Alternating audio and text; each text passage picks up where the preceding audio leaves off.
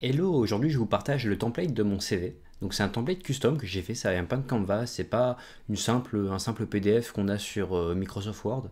C'est quelque chose que j'ai fait dans Figma, donc c'est un logiciel de design extrêmement facile à utiliser, notamment pour les développeurs.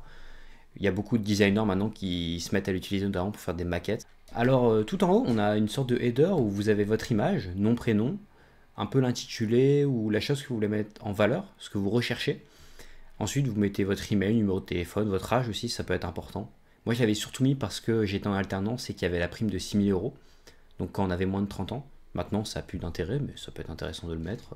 Ensuite, ce que je fais, c'est que j'ai créé un bloc. Donc, il faut savoir que c'est un CV qui est surtout ciblé pour les développeurs, étant donné qu'on voit qu'il y a une charte graphique de classe, un style un peu de code, notamment avec les accolades, les points, les numéros de numérotation de ligne ici.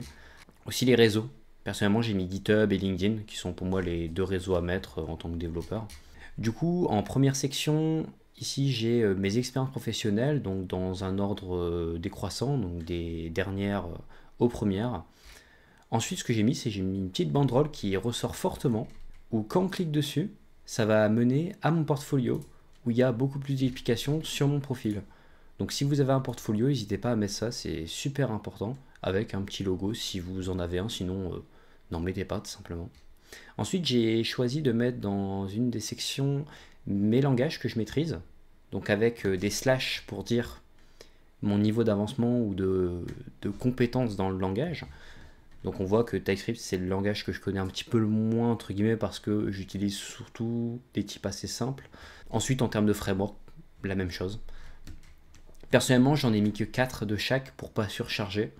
Mettez ceux qui sont le plus recherchés dans le marché professionnel ou ceux que vous maîtrisez vraiment le plus, ça sert à rien d'en mettre une dizaine de frameworks.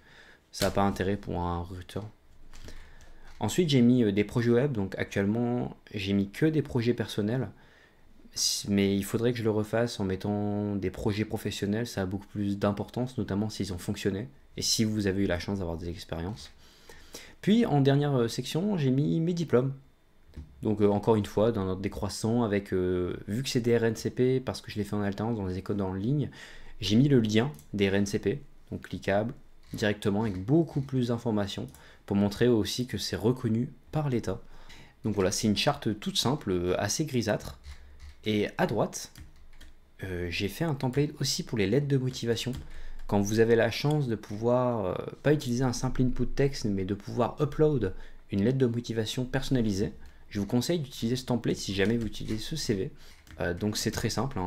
Vous avez des informations dans l'en-tête, les informations de l'entreprise à droite, l'objet du coup de votre candidature, donc souvent ça va être par exemple l'emploi pour lequel vous postulez dans la boîte.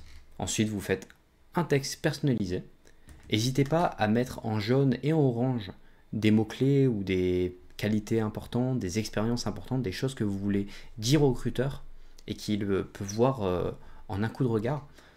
Et c'est tout pour ces templates.